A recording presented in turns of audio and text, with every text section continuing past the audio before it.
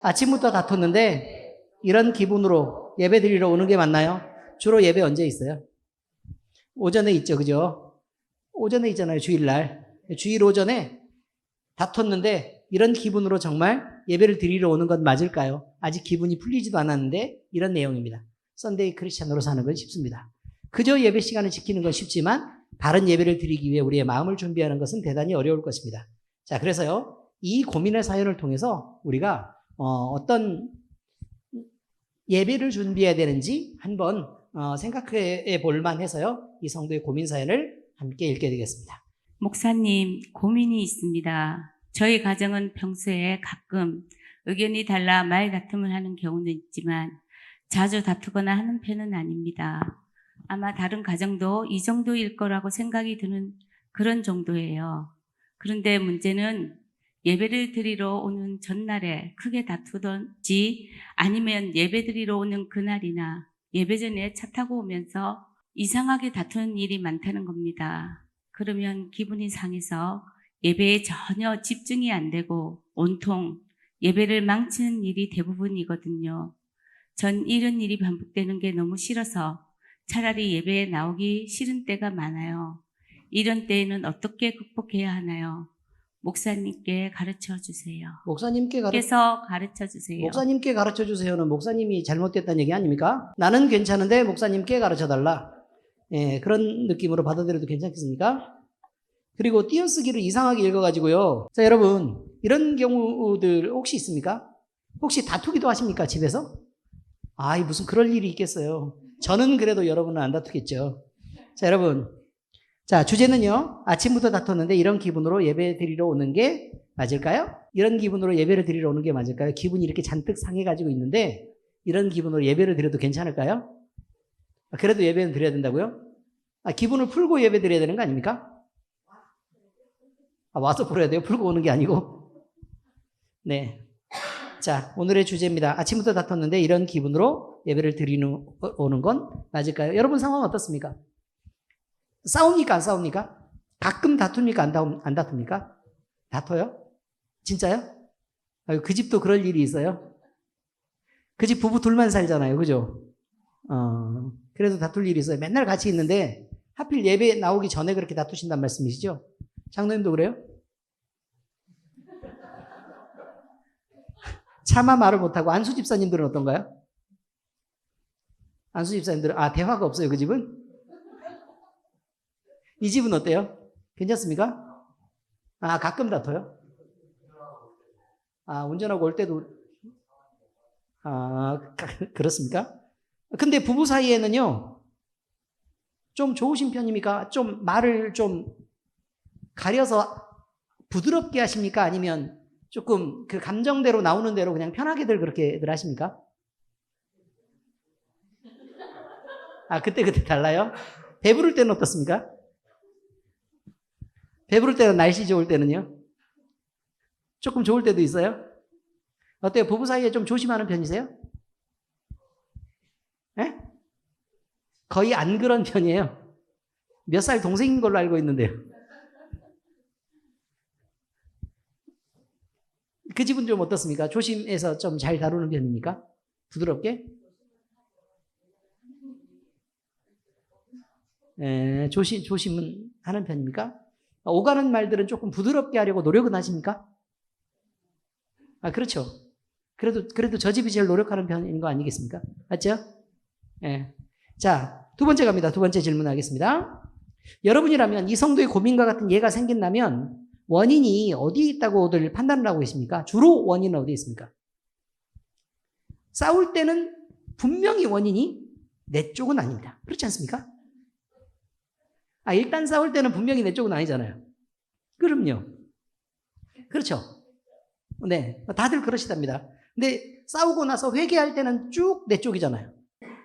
서로 반반. 그럼 내가 지금 일단 내 쪽이 아니었다가 반 정도 양보하는 방향 정도 되는 그 정도 수준에서 하나님과 나 사이에 대충 이렇게 정리가 되신다는 말씀이시죠? 맞습니까? 그렇답니다. 반반 정도랍니다. 우리 장로님 그렇게 말씀하시네요. 그러면 그 다음에는 여러분은 어떻게 대처를 하십니까? 반반. 그러니까 내 쪽이라고 판단했을 때 화냈을 때 하고요. 아니, 저쪽이라고 생각했을 때 화냈을 때하고 반반이라고 판단됐을 때는 그 다음은 어떻게 행동하십니까? 사과들은 하십니까? 왜 눈을 저한테 뜨고 그러세요? 저쪽에 두고 해서요. 아, 나중에 미안하다고 얘기합니다. 또요.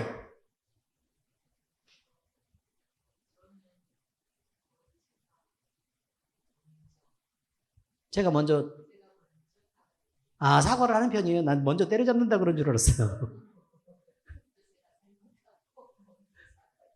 잘못도 먼저 하고 사과도 먼저 하고. 원래 잘못한 사람이 사과하게 돼 있으니까요. 집사님 그렇답니다. 먼저 잘못도 하고 사과도 먼저 안 됩니다. 반드시. 아니, 서로 입장이 좀 다른데 여기서 싸우시면 안 됩니다. 여기는 아닙니다. 싸우는 장소가 아니고 지금 약간 풀어가는 장소이기 때문에 여기서는 안 됩니다. 예. 가시면서 어떻게 하는 건 괜찮지만, 네. 그러면 일단 사과는 하는 게 더 낫다고 판단을 하고 계시는 건 맞죠? 예, 사과는 해야 되는 게 맞습니다. 자, 그러면 성경에서는 이런 문제를 어떻게 이해하고 또 어떻게 설명하고 어떻게 가르치는 줄 우리가 한번 확인을 한번 해보도록 하겠습니다. 성경 속에 하나의 에피소드가 등장합니다. 자, 에피소드. 고린도 교회 안에요, 분쟁이 생겼습니다. 고린도 교회 안에 분쟁이 생겼는데 고린도전서 1장에 사도 바울이 이 소식을 누구에게 들었냐면 글로의 집편에 소식에서 듣게 됩니다. 그런데 고린도 교회에서요, 파벌이 나눠졌답니다. 근데 파벌이 나눠졌는데 분쟁이 있어가지고 파벌이 나눠졌는데 세례를 누구한테 받았냐? 아니면 누구를 더 따르냐? 나는 누구의 편을 더 드느냐? 라는 것으로 여러 가지로 분쟁이 생겼답니다. 그런데 그 결과로 교회가 네 파로 나눠졌답니다. 그래서 바울파, 나는 아볼로파, 나는 게바파, 나는 아무데도 안 속했어. 난 그리스도파야. 라고 얘기하면서 교회가 결국 나눠지게 됐는데 무려 4개의 파로나 나눠지게 되는 결과가 나왔답니다. 자, 그런데요. 그러면 사도 바울이 해석할 때는 나는 내 편을 들어주는 바울파가 최고다. 그래야 맞잖아요. 그런데 사도 바울이 볼 때는 너무 가슴이 아픈 것입니다.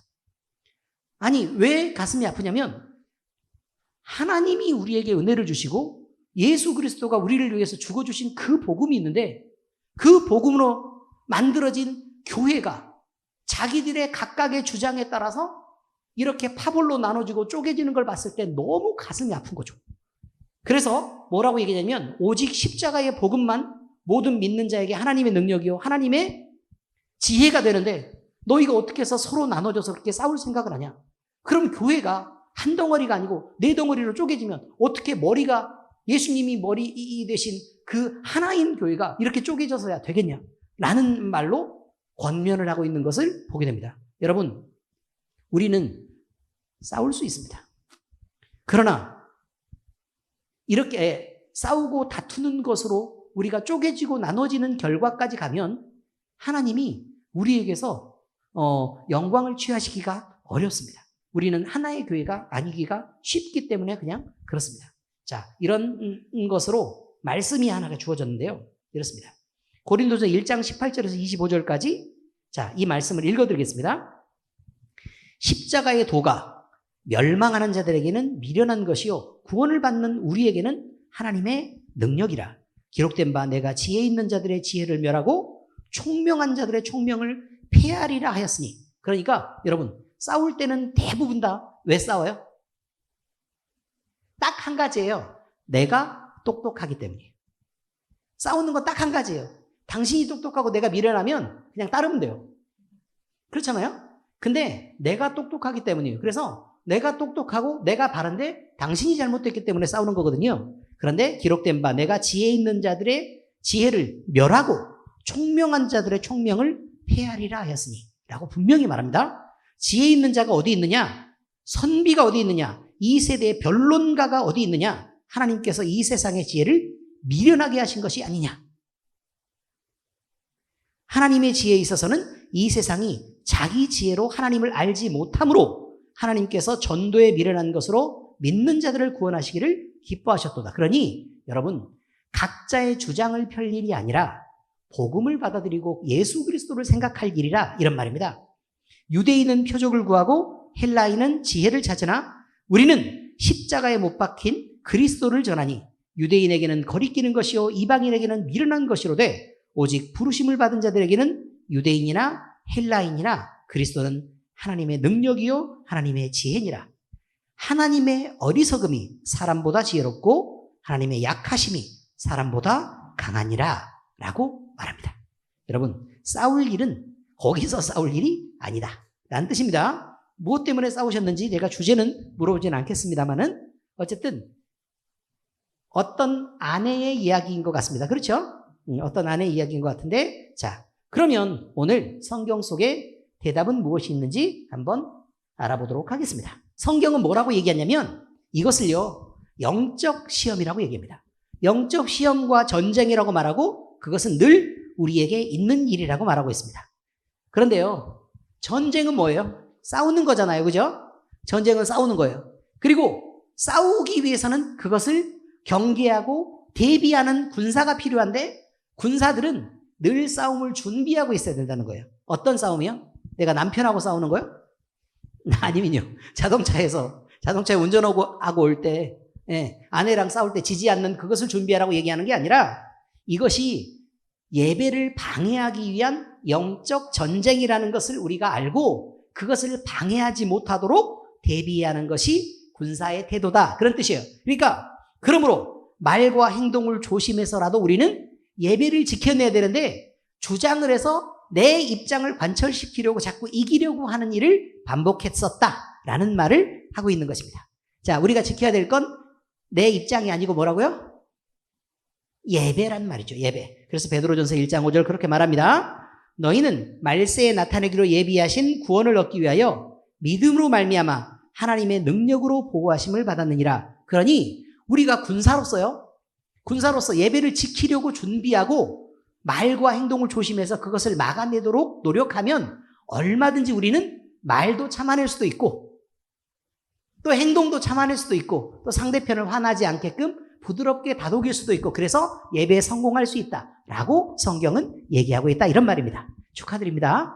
네, 두 번째 얘기입니다. 예배는 우리가 마지막까지 지켜내야 될 가장 소중한 것입니다. 우리가 맨 마지막까지 지켜내야 될 게 있다 그러면 우리는 뭘 지켜야 된다고요? 예배를 지켜야 된다고 얘기합니다.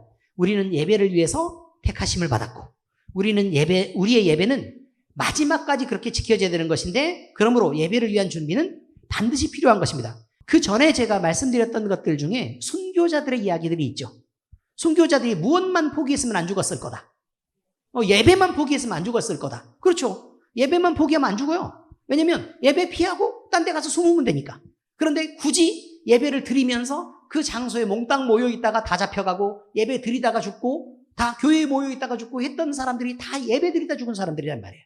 자, 그런데 그래서 너 예배 드릴 거야 안 드릴 거야? 라고 마지막에 물었을 때 나 안 드릴 거예요 라고 얘기하면 또 살려줬을 텐데 굳이 드릴 거예요 해가지고 죽었던 사람들이 있다는 거예요. 그렇게까지 해서 예배를 꼭 드려야 되냐라고 말을 하겠지만 예배는 그런 것이라 이런 말입니다. 자, 그래서요 여러분 예배를 위한 준비가 안 된다는 건 우리가 마지막에 우리가 지켜야 될 것이 무엇인지까지도 준비가 안 돼 있고 그런 생각도 못하고 있었다라는 말입니다. 그런데 우리가 예배를 지켜내기 위해서 서로를 용납하고 용서하고 받아들이면 다시 말해서 관용을 연습하면 이제 하나님이 우리 안에서 하나 되게 하신 화평이 보인다는 것입니다. 뭐가 보인다고요? 화평이 보인다 이런 말이죠. 자, 그래서 예배 전에는 반드시 마음을 낮추고 예수님을 생각해야 됩니다. 마음을 낮추고 우리 예수님을 생각해야 되고 그리고 그 안에서 우리가 반드시 이겨내야 될 게 있다. 그래서 야고보서 1장 19절에서 20절 이렇게 말합니다. 내 사랑하는 형제들아 너희가 알지니 사람마다 듣기는 속히 하고 말하기는 더디하여 성내기도 더디하라. 사람이 성내는 것이 하나님의 의를 이루지 못하니라. 하나님의 의라는 건 뭔 줄 알아요? 하나님을 하나님으로 인정하는 것 이런 말입니다. 사람이 화를 내는 것은요 누구로 인정하지 못하는 거다? 하나님을 하나님으로 인정하지 못하는 거다라는 뜻입니다. 왜냐하면 내가 화를 낸다는 건 누가 옳기 때문이죠. 그렇죠. 내가 옳기 때문이죠. 내가 옳다는 건 누구도 필요 없다? 하나님도 필요 없다는 것입니다. 내가 화내는 순간에는 하나님도 필요 없다는 의미죠. 그러니까 거기까지 가버리면 하나님의 의가 아니라 사람의 의를 이루는 것 아니냐라고 지금 얘기하고 있는 것입니다. 뒤에서 빼꼼히 내다보시는 우리 집사님도 그런 부분은 잘 알고 계시죠? 네, 그렇습니다. 자, 그 다음 갑니다. 세 번째, 성경은 이렇게 얘기합니다. 미리 알고 내가 양보하면 예배자로 설 수 있다고 얘기합니다. 자, 예배자는요, 주님이 주신 말을 품는 자가 예배자입니다. 예배하는데 우리가 우리 주장을 내세우려고 예배하는 게 아니라 하나님의 말씀 받으려고 하는 것입니다. 맞죠? 네, 하나님 말씀 받으려고 하는 것입니다. 그리고 하나님의 말씀 받아가지고 내 주장 펴라고 하나님의 말씀 받는 거 아닙니다. 하나님 말씀 받는 것은 누구의 말을 하라고요? 주의 말을 하라고 주의 말씀을 받는 것입니다. 그러니까 주님의 말씀을 받고 품어서 주님의 말씀을 내뿜으라고 우리가 예배를 하는 것입니다. 자, 혹시 우리 마음속에 다른 생각이 들어갈 수 있습니다.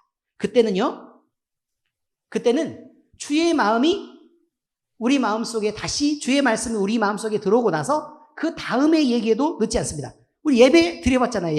예배 드리니까 예배 드리기 전에 품었던 마음하고 막 고민을 막 하고 내가 갈등을 하고 내가 옳았었는데 내가 지금 신경질을 내는 게 딱 맞는데 라고 느꼈었던 그런 모든 상황들이 예배를 딱 드리고 나면 내가 거기서 그랬던 거 아닌데 라는 생각으로 갈 때가 있어요, 없어요?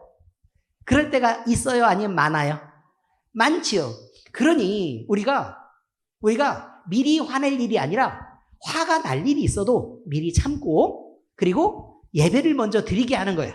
부드럽게 하고 좋은 말로 이렇게 해서 예배를 잘 드리는 것입니다. 예배를 잘 드리고 오면 갑자기 이 사람이 하나님의 말씀을 듣더니 부드러운 마음이 들어가지고 아유, 내가 좀 잘못했지 라고 얘기를 하면서 멋지게 나올 수 있는 경우들이 얼마든지 있다고 지금 얘기하는 것입니다. 맞죠? 네, 그러니 예배 전에 화낼 일이 아니라 예배 전에 잘 준비해서 하나님 앞에 내어놓고 그리고 하나님이 이 사람을 바꿔주실 것까지 믿는 것을 믿음이라고 얘기한다는 거예요. 나만 바꿀 게 아니라 이 사람도 바꾸고 그리고 완악했던 내 마음도 바꿔내는 것이 하나님을 향한 예배라 이 말이에요. 그래서 이것을 믿으면 우리는 얼마든지 하나님을 신뢰하면서 갈 수 있다고 얘기하는 것입니다. 베드로전서 3장 10절에서 얘기합니다. 그러므로 생명을 사랑하고 좋은 날 보기를 원하는 자는 어때요? 우리 좋은 날 보기 원하잖아요. 그렇죠? 이 다음이 지금보다 더 낫기를 원하잖아요. 그렇게 원하는 자는 혀를 금하여 악한 말을 그치며 그 입술로 거짓을 말하지 말고 악에서 떠나 선을 행하고 화평을 구하며 그것을 따르라. 덤비고 싸울 일이 아니라 화평을 구하고 그것을 따르라고 성경은 얘기하고 있는 것입니다. 어떻습니까? 자, 다시 한 자매의 고민으로 돌아갑니다. 무슨 생각을 해야겠어요? 자, 예배가 있기 전에 자꾸 싸워요.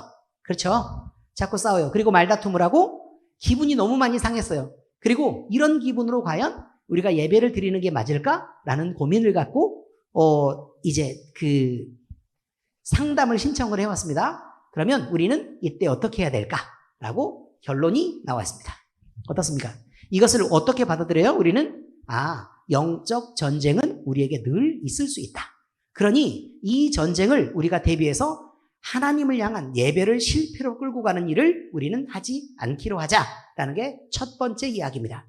두 번째, 그러면 예배를 어느 상황에서라도 우리는 그 예배를 포기할 수는 없는데 그러면 그 예배는 우리가 마지막까지 지켜내야 될 가장 소중한 것이기 때문에 예배를 위해서라면 우리가 우리 자신의 주장 정도를 조금 포기하고 우리가 말하고 싶은 것도 좀 접고 우리가 행동하고 싶은 화내고 싶은 것도 조금 참아내서 예배를 지켜내는 게 가장 중요한 것이다 라고 지금 얘기를 하고 있습니다. 성경은. 그러면 그걸 지켜내서 어떻게 할 것인가? 미리 이것들을 알고 내가 대비를 해서 내가 먼저 양보해서 나를 바꿔주시는 하나님을 기대하고 또 이 사람도 함께 바꿔낼 하나님을 기대하면 그것을 믿음으로 지켜내면 우리가 바른 예배자로 설 수 있다고 성경은 얘기하고 있다. 이런 말입니다. 어떻습니까? 대답은 적당하게 대답은 되었습니까? 네, 그렇습니다. 자, 성경은 말합니다. 자, 처음 읽겠습니다. 시작. 모든 인간은 죄인이며 죄와 그 영향, 그 왜곡 속에서 살고 있습니다. 성도는 성경의 바른 진리 안으로 돌아와야 합니다. 그래서 성경 안으로 돌아가서 문제를 해결하시기 바랍니다. 자, 이제 가슴에 손을 얹고 주님을 느끼시기 바랍니다. 스스로 살아계신 하나님은 우리에게 자기를 나타내실 것입니다. 기도하겠습니다. 하나님 아버지, 우리 모두는 죄인이고 죄와 그 영향, 그 왜곡 속에 살고 있습니다. 우리가 서로 다툼이 있고 또 싸움이 있고 할 때는 그것밖에 보이지 않습니다. 그러나 우리가 예배를 앞두고 이런 일들이 벌어질 때 우리가 예배자로 온전히 서기 위해서 하나님 앞에 노력하지만 마귀 사탄의 방해가 있고 영적 전쟁이 우리 안에 있어서 늘 그 예배가 바르게 드려지지 못하도록 방해되는 것을 우리는 늘 느끼고 이것들을 대비할 수 있기를 원합니다. 아버지 하나님, 성령의 지혜 가운데서 우리가 이것들을 느끼게 하시고 그리고 이것들을 잘 대비해서 하나님 앞에 바른 예배를 드릴 수 있도록 주께서 우리를 도우시옵소서. 또한 우리에게 예배가 가장 소중한 것임을 잘 깨닫게 하시고 하나님을 향한 예배가 그 어느 순간에도 멈춰지지 않도록 하나님께서 우리를 지키시옵소서. 그래서 아버지 하나님, 우리가 먼저 지고 먼저 양보하고 또 먼저 낮아져서 하나님을 향한 예배에 먼저 성공하고 또 우리와 또 상대를 바꾸시는 하나님을 기대하며 믿음 안에서 우리가 바르게 성장해 나갈 수 있도록 주께서 우리를 지키시옵소서. 우리 안에 살아계신 성령 하나님, 우리를 바꿔내시고 우리를 감동하시고 우리를 온전한 그리스도인으로 성장시켜 주시옵소서. 살아계신 우리 주 예수 그리스도의 이름으로 감사하며 기도합니다. 아멘.